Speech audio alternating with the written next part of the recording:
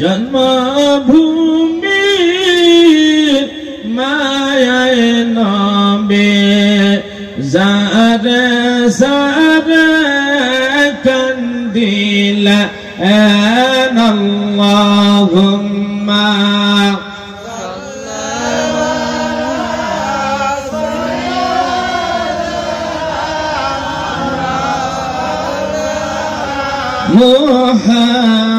মুহাম্মাদ ওয়ালা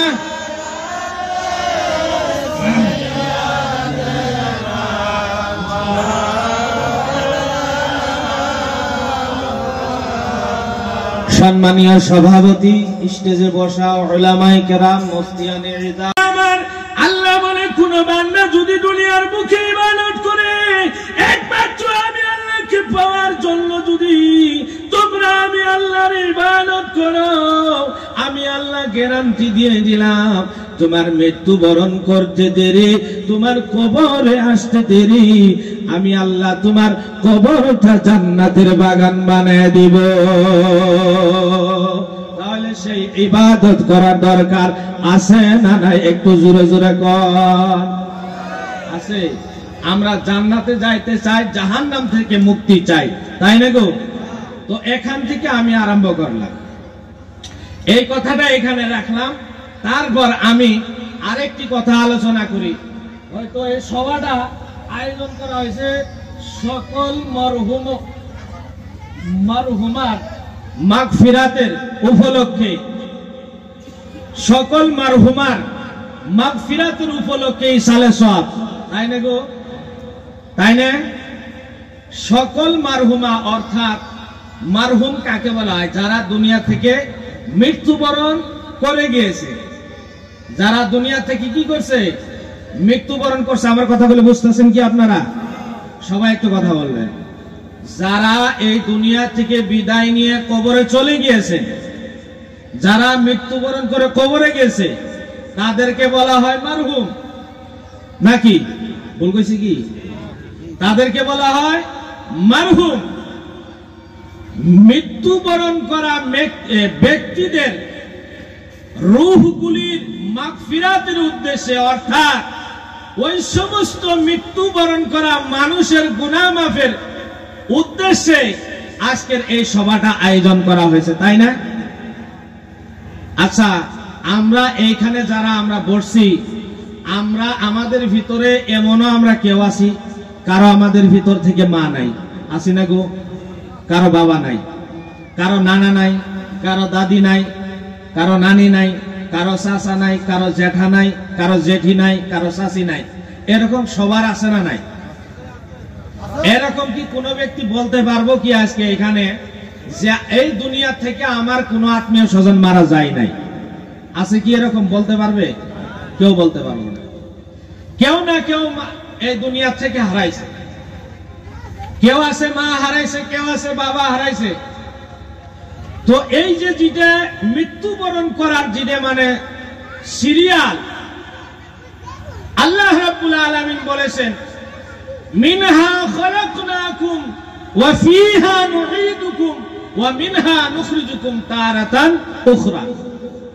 আল্লাহ তাআলা বলেছেন, বান্দারে, ও বান্দা, আমি আল্লাহ তোমাকে মাটির দ্বারা সৃষ্টি করেছি। আমি আল্লাহ তোমাকে মাটির দ্বারা সৃষ্টি করেছি। একদিন তোমার মৃত্যু আসবে, তুমি এই দুনিয়া থেকে বিদায় হয়ে যাবে। দ্বিতীয়বার তোমাকে মাটির ভিতরে রাখা হবে। আবার আল্লাহ বলেন, বান্দারে, তোমাকে যখন মানুষরা তুমি মৃত্যু বরণ করার পর ওই মাটি নামের কবরের ভিতরে রেখে চলে যাবে, কিছুদিন পর কিয়ামত ঘটে যাবে। কিয়ামত হওয়ার পর হাসরের মাঠ কায়েম হয়ে যাবে। ওই হাসরের মাঠে আবার তোমাদেরকে পুনরায় মাটির থেকে উত্তোলন করা হবে, অর্থাৎ আমি আল্লাহর সম্মুখে তোমাদের উপস্থিত হতে হবে। ওই তোমাদেরকে মাটির থেকেই বের করা হবে, বলে সুবহানাল্লাহ। তাহলে আল্লাহ তাআলা আমাদেরকে মাটির দ্বারা সৃষ্টি করেছে, দ্বিতীয়বার মাটির ভিতরে যেতে হবে, তৃতীয়বার মাটি থেকে আমরা উঠব। 1 নম্বর কথা। 2 নম্বর কথা, আল্লাহ রাব্বুল আলামিন কোরআনে কারীমের ভিতরে বলেছেন কুল্লু নাফসিন যায়িকাতুল মাউত। আল্লাহ বলেন যে পৃথিবীর বুকে সমস্ত প্রাণীদেরকে মৃত্যুর পেয়ালা চাকতেই হবে, মৃত্যুর থেকে কেউ বাঁচতে পারবে না। এখন একটা কথা এখানে আমি বলি, আমরা যারা দুনিয়ার বুকে আসছি, আল্লাহ রাব্বুল আলামিন আমাদেরকে পাঠাইছেন, এই মৃত্যুর কথাটা আমরা স্মরণ করি কি? আমরা মৃত্যুর কথাটা আমরা হয়তো অনেকেই মৃত্যুর কথাটা আমরা স্মরণ করি না, অথচ মৃত্যুর কথাটা আমাদের সব সময় মনের ভিতরে রাখার দরকার। কেন? মৃত্যুর কখন আসবে এর কোনো গ্যারান্টি নাই। একটা সন্তান মানুষ একজন মায়ের গর্ভের থেকে দুনিয়ার বুকে ভূমিষ্ঠ হয়, তারও একটা অনুমান নমুনা পাওয়া যায় যে 9 মাস পর, 9 মাস 10 দিন পর, অমুক মাসের এত তারিখে নাইবা অত তারিখে অমুক দিন সম্ভাবনা আছে ভূমিষ্ঠ হওয়ার, কিন্তু মৃত্যুর কোনো সম্ভাবনা আছে কি? নাই। যার জন্য দুনিয়ার বুকে এই মৃত্যুর কথাটা কখনো মনে থেকে বাইর করে দেওয়াটা খুবই একটা অন্যায়। আল্লাহর নবী বলেন, এই দুনিয়ার বুকে যদি কোন মানুষ এক মুহূর্ত সময়, এক চোখের পলক পরিমাণ সময় যদি নিজের মৃত্যু নিয়ে চিন্তা করে, মৃত্যু নিয়ে গবেষণা করে, মৃত্যুর কথা অন্তরের ভিতরে চিন্তা চর্চা করে, আমার আল্লাহ রাব্বুল আলামিন তার জীবন থেকে 40 বছরের সগীরা গুনাহগুলো মাফ করে দেয়। বলে সুবহানাল্লাহ। বুঝছেন কথাটা? 40 বছরের সগীরা গুনাহ আমার আল্লাহ তাআলা কি করে দেয়? মাফ করে দেয়। এটা হলো 1 নম্বর মৃত্যুর কথা স্মরণ করার বেনিফিট।